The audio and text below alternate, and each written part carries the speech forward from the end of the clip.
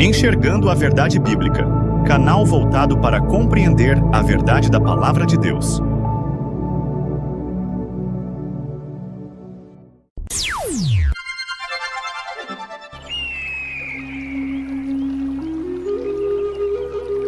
A fé vem pelo ouvir da Palavra de Deus. Olá, paz seja contigo. Hoje vamos estudar a parte 4. O assunto que estamos abordando é Jesus, quem Ele é, quem Ele não é. Capítulo 3. Jesus é o mais importante rei da nova criação, o qual é a imagem do Deus invisível, o primogênito de toda a criação. Colossenses capítulo 1, versículo 15. E ao anjo da igreja de Laodiceia escreve: Isto diz o Amém, a testemunha fiel e verdadeira, o princípio da criação de Deus. Apocalipse capítulo 3, versículo 14. Estas duas passagens retratam a superioridade de Jesus em relação a todas as coisas do mundo. Mas o trinitarianismo e outras teologias aplicam aqui o sentido de tempo. O vocábulo primogênito, no sentido denotativo, representa o primeiro gerado, mas em sentido conotativo, ele significa o mais importante. Primogênito no texto de Colossenses capítulo 1, versículo 15. Está no sentido de importante, superior. Jesus é o mais importante da nova criação de Deus, a Igreja e o seu reino. Isto é, decifrado pelo contexto. Vejamos os versos 13 e 16 a 18 que indicam que ele é superior. E dele é um reino, o qual nos tirou da potestade das trevas e nos transportou para o reino do Filho do seu amor. Colossenses, capítulo 1, versículo 13. Como rei, tudo está centralizado nele. Porque nele foram criadas todas as coisas que há nos céus e na terra, visíveis e invisíveis, sejam tronos, sejam dominações, sejam principados, sejam potestades. Tudo foi criado por ele e para ele. E ele é antes de todas as coisas, e todas as coisas subsistem por ele. E ele é a cabeça do corpo, da igreja. É o princípio e o primogênito dentre os mortos, para que em tudo tenha a preeminência.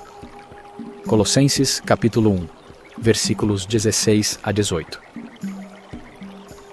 Quanto à expressão princípio da criação de Deus, em Apocalipse, capítulo 3, versículo 14, se enquadra na mesma situação.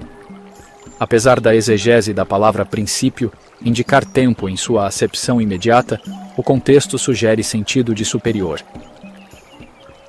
Aqui se trata de pessoas que abandonaram o seu líder e se acham ricos, mas são pobres. Pensam que são importantes, mas são insignificantes. Pensam que não têm falta de nada, mas lhes faltam tudo. Somente aqueles que seguirem as determinações do líder é que serão convidados para um lugar sublime, o trono do rei. Ao que vencer, lhe concederei que se assente comigo no meu trono, assim como eu venci, e me assentei com meu Pai no seu trono. Apocalipse capítulo 3, versículo 21. O contexto é tão claro que uma tradução inglesa verte o sentido para líder, chefe, cabeça. E ao anjo da igreja em Laodiceia diga: essas coisas diz o verdadeiro e certo testemunho, a cabeça de Deus da nova ordem. Apocalipse, capítulo 3, versículo 14. A expressão The Head of God's New Order quer dizer diretamente cabeça de Deus da nova ordem. Tanto Colossenses quanto em Apocalipse, o contexto demonstra que se trata de um reino.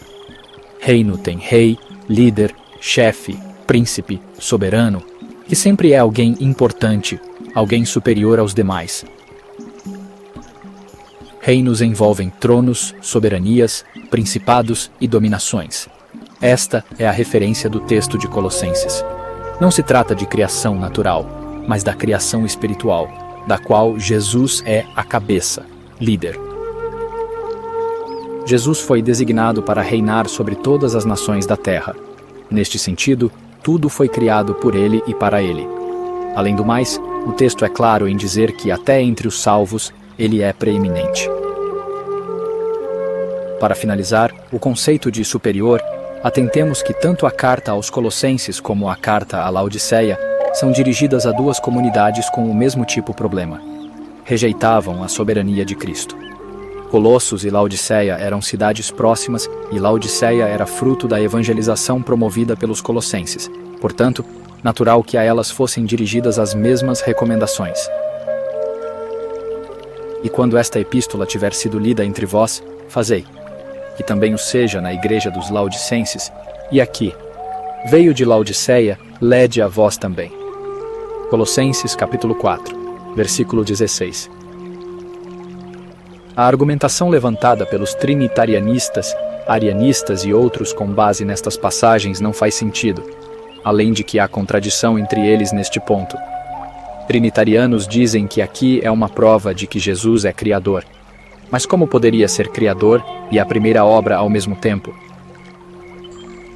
Já os pré-existencialistas explicam de duas formas diferentes. Aqueles que admitem Jesus como sendo Deus são dualistas, definem o primogênito com sentido de superior. Isto concorda com a explicação dada por nós, mas contradiz a Bíblia que não define Jesus como Deus.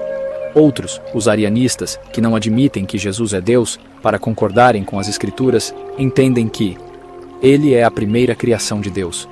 A contradição agora é com Provérbios capítulo 8, que sugere a sabedoria como a primeira criação de Deus. Então, quem seria de fato a primeira criação de Deus? A sabedoria ou Jesus Cristo?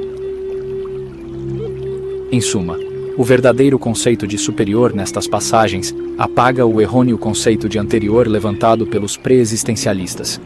Aqui não existe prova da existência anterior de Jesus, a não ser que uma interpretação forçada seja adotada. Jesus continua sendo o homem que foi elevado à condição de Senhor e Rei. Jesus está em forma de Deus. Alguns textos parecem indicar que Jesus é Deus. Quando analisados criteriosamente, vemos que nada pode ser usado destes textos como prova de sua suposta divindade. São apenas textos glorificando a Jesus por causa da posição de rei. As principais afirmações neste sentido são: forma de Deus. Teu trono, ó Deus, nosso Deus e Salvador. Senhor meu, Deus meu, fazendo-se igual a Deus. Forma de Deus. Talvez, o texto de Filipenses poderia ser considerado a prova mais contundente de que Jesus é Deus. Porém, isto não é possível.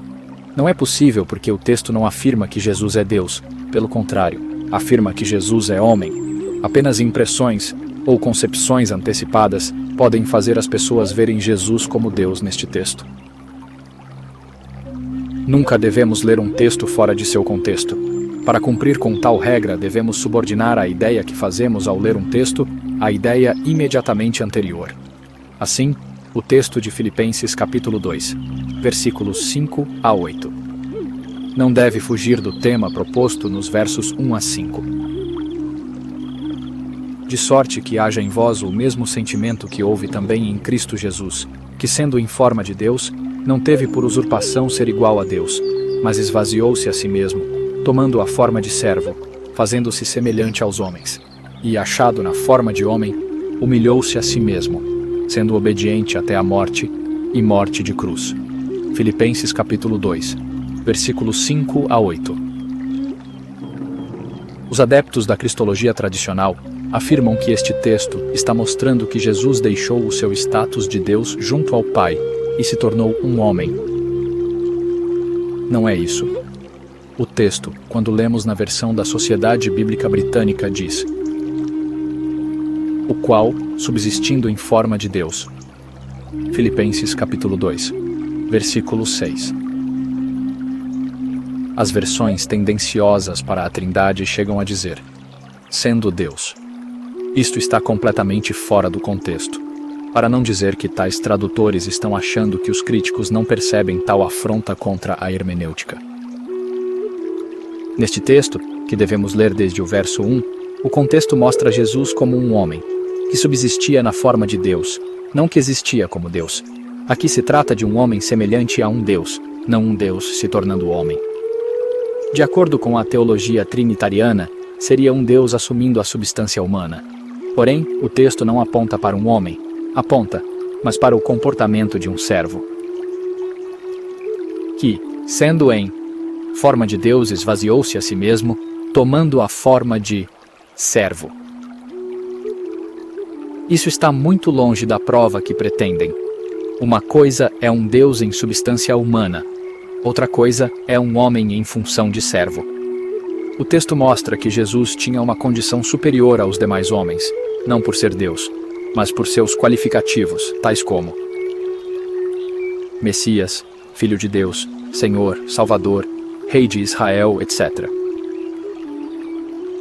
O texto diz que Jesus, o homem, diante de sublime condição, se comportou como servo. Não fala que era Deus e virou homem. Como ilustração do que estamos dizendo, podemos fazer uma comparação. Um rei de uma nação não é um homem comum. Ele é senhor sobre o povo. Para tal rei ser equiparado ao que Paulo falou sobre Jesus, ele deve, primeiro, abdicar da glória de seu trono e do cetro de seu poder. Segundo, como comum do povo, deve obedecer a uma causa até perder sua própria vida. A afirmação simples do texto é a de que Jesus, na posição de homem, tinha condições para agir na forma, posição de Deus, porém, agiu na forma, posição de servo. Esta humildade vista em Jesus que Paulo esperava dos irmãos de Filipos. Vejamos.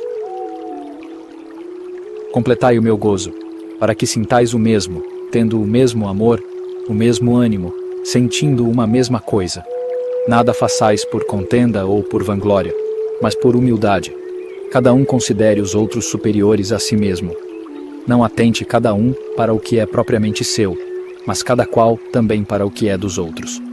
De sorte que haja em vós o mesmo sentimento que houve também em Cristo Jesus. Filipenses capítulo 2, versículos 2 a 5. O texto não vai além disso.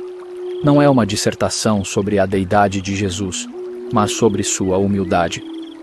Alguns outros versículos em Filipenses ajudam na compreensão. No capítulo 1, versos 15 a 18. Verdade é que também alguns pregam a Cristo por inveja e porfia, mas outros de boa vontade. Uns, na verdade, anunciam a Cristo por contenção, não puramente, julgando acrescentar aflição às minhas prisões. Mas outros, por amor, sabendo que fui posto para a defesa do Evangelho. Mas que importa? Contanto que Cristo seja anunciado de toda a maneira, ou com fingimento ou em verdade, nisto me regozijo, e me regozijarei ainda. Filipenses capítulo 1, versículos 15 a 18. As intrigas geradas entre os irmãos que queriam ser mais que os outros motivou o apóstolo Paulo a ilustrar a humildade no comportamento de Jesus. Portanto, a forma de Deus não se trata de afirmar que Jesus é Deus, mas de mostrar que Jesus, um homem com qualidades divinas, preferiu se comportar com qualidades de servo. Não seria lógico Paulo usar a humildade de um Deus para exemplificar a humildade dos homens. São dimensões completamente diferentes e incomparáveis. Este texto não prova que Jesus é Deus, mas que ele é homem. O emprego da palavra grega morfé, que sendo em forma de Deus, não teve por usurpação o ser igual a Deus, mas despojou-se a si mesmo, fez-se de nenhuma reputação, tomando a forma de servo, fazendo-se semelhante aos homens. E achado na forma de homem, humilhou-se a si mesmo, sendo obediente até a morte e morte de cruz. Filipenses capítulo 2, versículos 6 a 8. A palavra-chave para se entender esta passagem é a grega morfé. Argumenta-se que, sendo em forma de Deus, significa que Cristo tinha a natureza de Deus antes de seu nascimento, e foi isso que ele sacrificou ao vir à Terra para viver como um ser humano.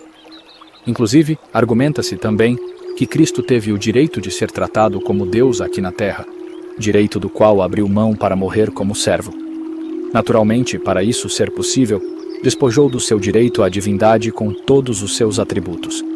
Mas morfé geralmente traduzido como forma, no grego koiné, refere-se a estado na vida, posição representativa ou posição de alguém.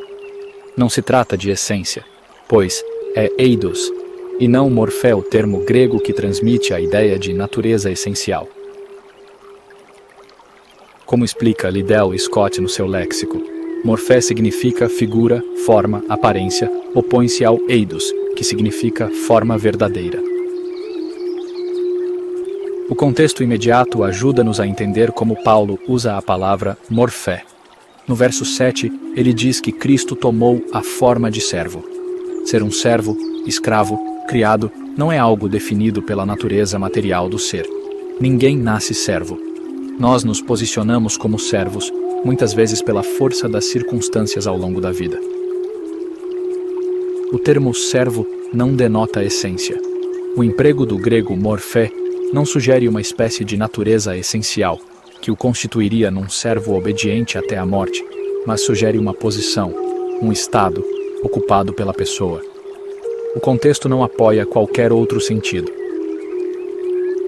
A palavra forma, morfé, usada neste contexto deve, portanto, referir-se à posição, aparência, comportamento de um escravo como a característica distintiva. Assim como quando fala em forma de Deus, se refere à posição, aparência e comportamento de Deus.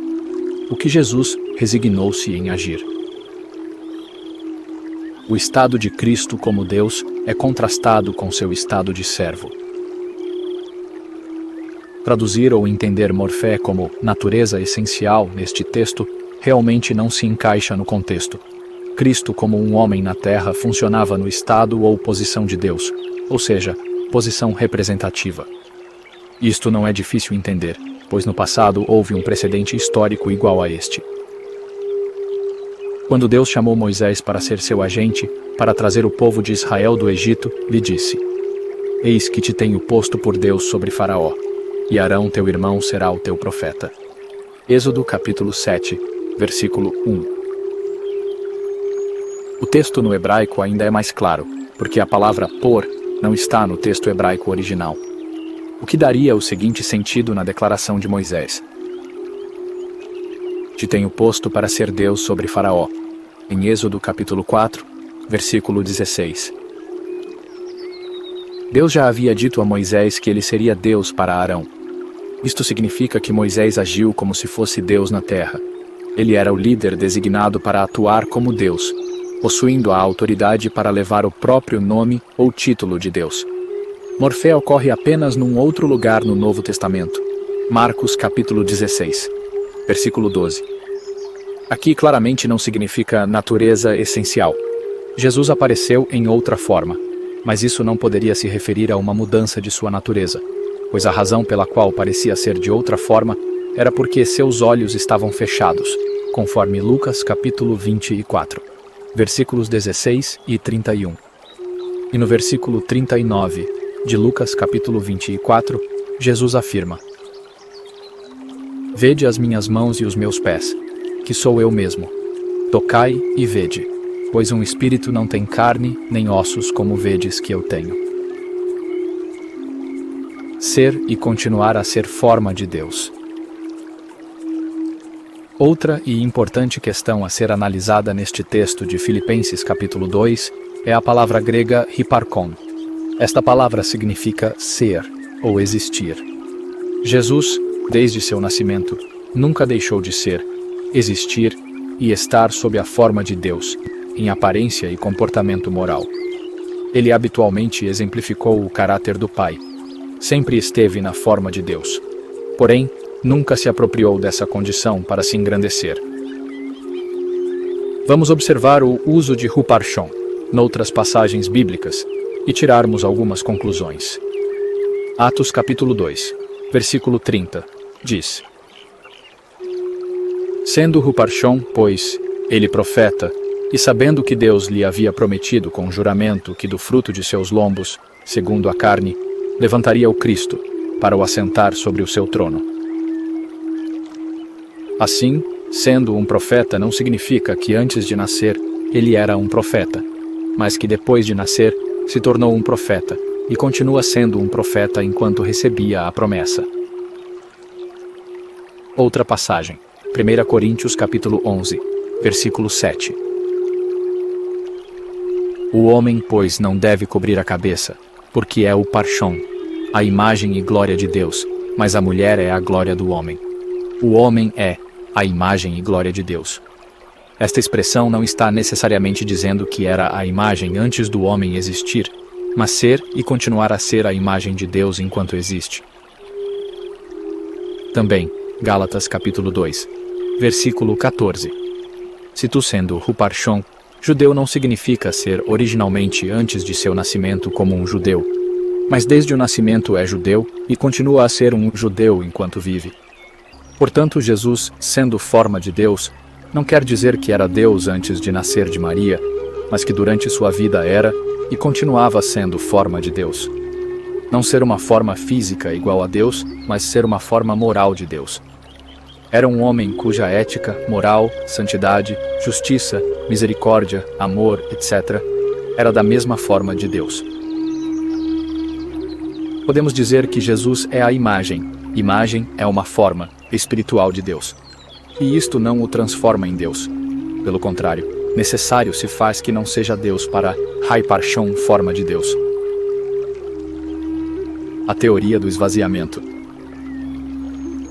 Que sendo em forma de Deus, não teve por usurpação ser igual a Deus, mas despojou-se, kenou, a si mesmo, tomando a forma de servo, fazendo-se semelhante aos homens. O verbo esvaziar ou despojar, que aqui aparece, é kenou em grego, do qual alguns trinitarianos têm desenvolvido uma doutrina chamada a teoria kenosis.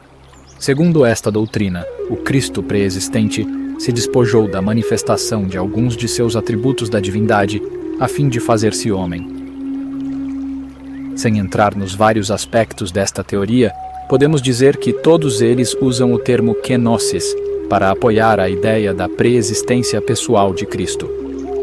Contudo, pelo contrário, este texto de Filipenses sugere que o Messias pôs de lado qualquer tentação humana para se exaltar. Ele não deixou dentro de si mesmo nenhum espaço para o orgulho, a arrogância e nenhum plano feito sem a submissão total à vontade de Deus. Então, eu disse: aqui estou. No livro está escrito a meu respeito: vim para fazer a tua vontade, ó Deus. Havendo declarado em primeiro lugar: sacrifícios, ofertas, holocaustos e ofertas pelo pecado não quiseste, tampouco deles te agradaste, os quais foram realizados conforme a lei. Então, completou: aqui estou, vim para fazer a tua vontade.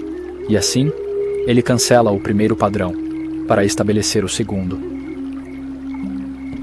E por essa determinação, fomos santificados por meio da oferta do corpo de Jesus Cristo, feita de uma vez por todas. Hebreus capítulo 10, versículos 7 a 10. Então declarei: eis aqui estou. No pergaminho está escrito a meu respeito: tenho imensa alegria em fazer a tua vontade, ó meu Deus. A tua lei está no íntimo do meu ser. Às multidões anunciei os teus atos de justiça, pois meus lábios não se puderam conter, como tu mesmo sabes, ó Eterno. Salmos número 40, versículos 7 a 9. Esta passagem é reconhecida geralmente por ser uma má tradução, mas vejamos certas versões. A RSV diz o seguinte: ele não contou a igualdade com Deus como uma coisa que devesse ser aproveitada. A KJV traduz assim: fez a si mesmo de nenhuma reputação. Uma referência óbvia ao período de seu ministério humano. Paulo fala em Filipenses do Jesus histórico, não de uma pessoa que era um ser antes de nascer para depois fazer-se Cristo. É esta pessoa histórica que se esvaziou. Como pessoa histórica, Jesus tinha certas posições adquiridas. Ele era o Messias e Rei de Israel. Como Filho de Deus, tinha a aparência, a forma, a posição de Deus. Porém, ele não se utilizou destas prerrogativas divinas. Seu comportamento mostrou que abdicou de tudo o que tinha para obedecer de forma servil. Não foi de uma posição celestial, um status de Deus, que ele se esvaziou para supostamente descer à terra. Ele derramou sua alma, sangue, para provar com morte de cruz sua submissão e humildade. Jesus é o homem modelo, não um Deus modelo. Jesus é um Deus sentado num trono. Teu trono, ó Deus. Outro texto bastante usado pelos defensores da ideia que Jesus é Deus, ou pré-existente, é Hebreus capítulo 1, versículo 8. Contudo, este texto só prova que Jesus é um rei, nada mais. Vejamos. Mas do Filho diz: ó Deus, o teu trono subsiste pelos séculos dos séculos. Cetro de equidade é o cetro do teu reino. Hebreus capítulo 1, versículo 8. Aqui não há prova alguma de que Jesus é Deus. O objetivo de Hebreus é mostrar a superioridade do sacerdócio de Jesus em relação ao sacerdócio levita. Para indicar isso, no capítulo 1, o autor usou várias citações do Antigo Testamento, cujas figuras e tipologias reforçam o fato de Jesus estar exaltado acima dos anjos. Uma destas citações é o texto de Salmos número 45. Quem lê este salmo desde o primeiro verso percebe que se trata de uma crônica dirigida a um excelso rei, que por figura e em forma de profecia retrata Jesus em Hebreus. Nada há nesta citação dos Salmos e em todo o capítulo 1 de Hebreus que prove Jesus ser Deus. Vejamos o texto de Salmos número 45.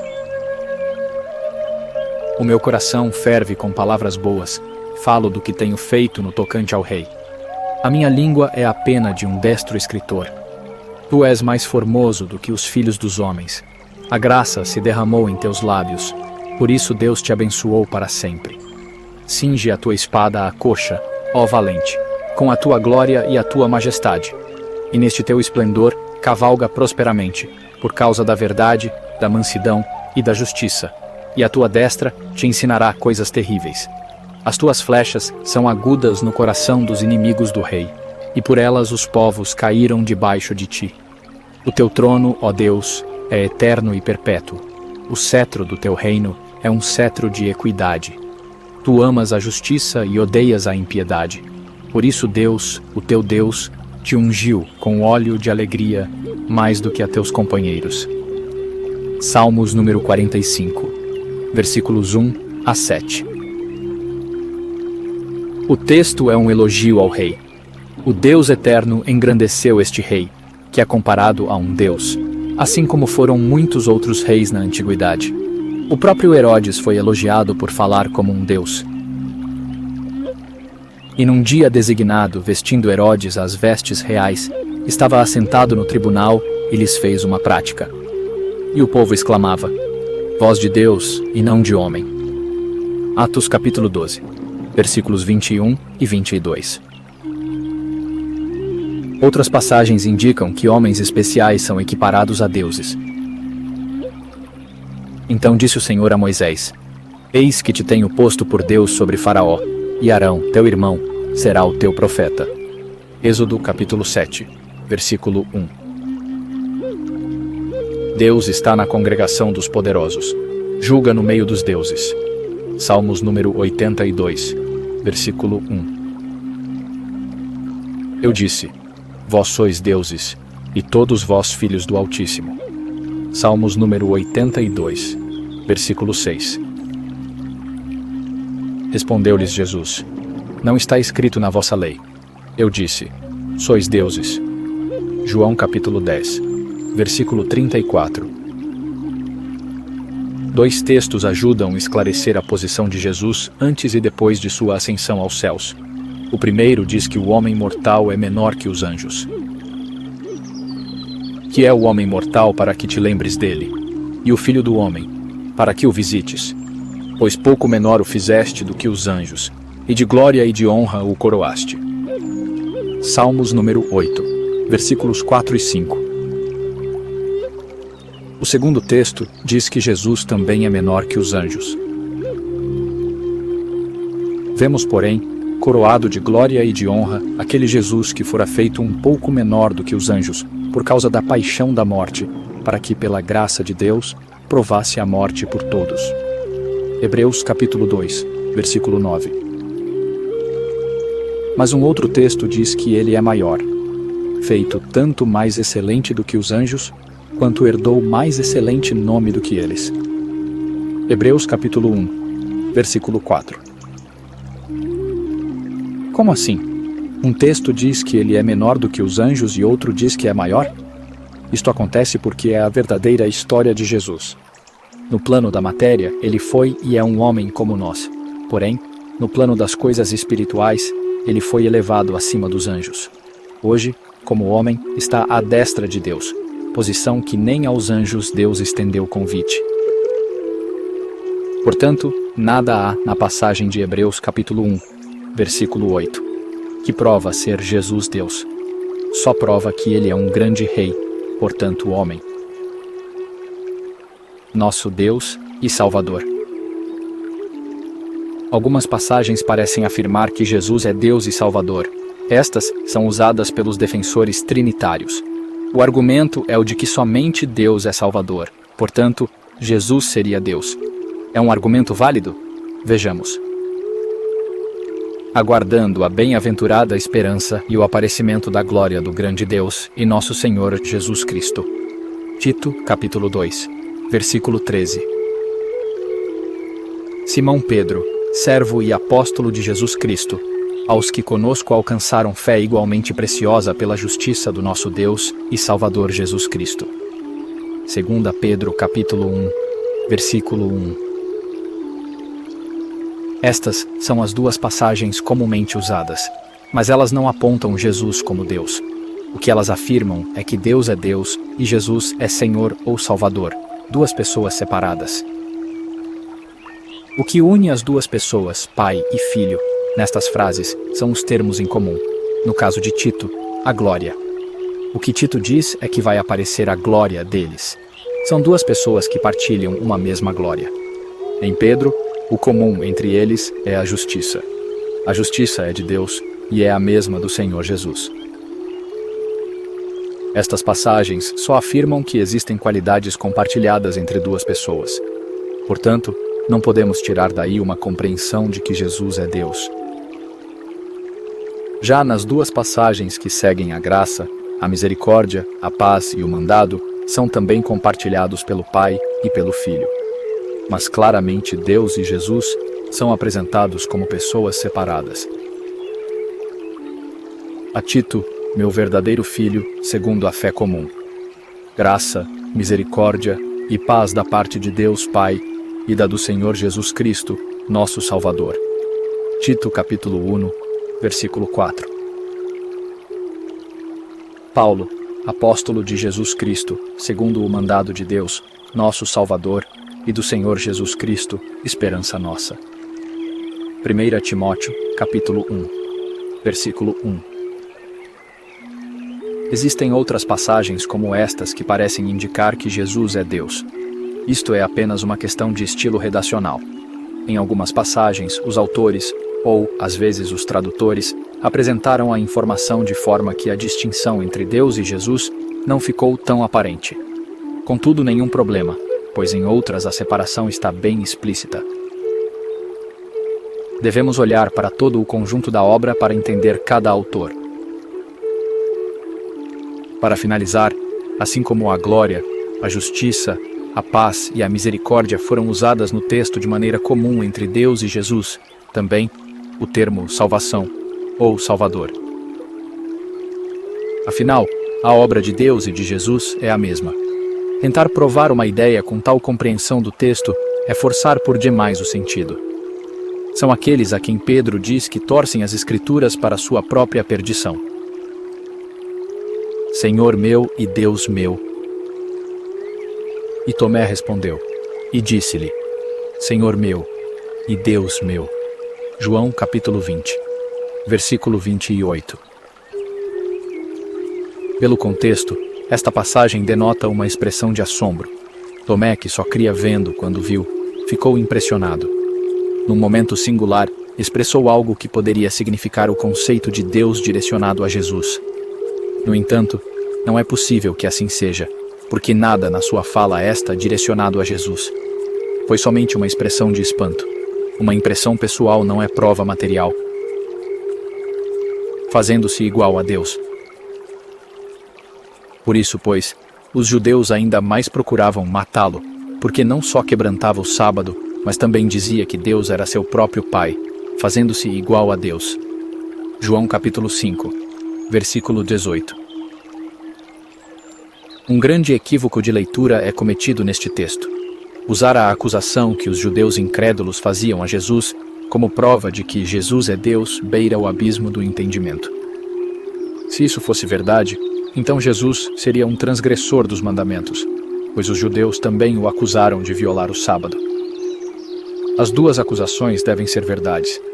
Não podemos apoiar apenas naquela que interessa ao argumento. Este tipo de argumentação pouco contribui para os defensores da deidade de Jesus. O contexto apenas aponta para a ideia de que Deus fazia as boas obras no sábado. Jesus sabia disso, pois ao ordenar ao homem para pegar sua cama e andar, tinha a certeza de que Deus executaria a cura.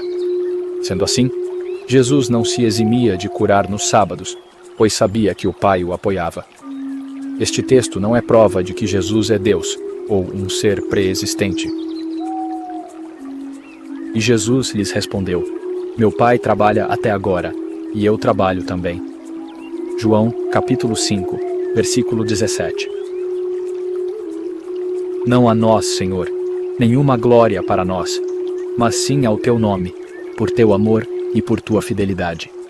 Pois dele, por ele e para ele são todas as coisas. A ele seja a glória para sempre. Amém. Glória a Deus e a Jesus, nosso Redentor. Fiquem todos na paz e na proteção do Eterno, em nome do Senhor Jesus. Amém. Acesse os seguintes canais no YouTube. Canal Enxergando a Verdade Bíblica, YouTube. Canal O Caminho Estreito, YouTube. Canal do Evangelista Flávio, YouTube. Canal Como Diz a Escritura, YouTube. Se inscreva nestes canais e assinem o sininho para receber notificações quando tiver novos vídeos e transmissão de live ao vivo. Acesse também o site da Igreja de Deus Movimento Congregacional em www.igrejadedeus.com.br. Neste site você encontrará vários estudos da sã doutrina, seja em áudios, vídeos e PDF. Paz seja convosco.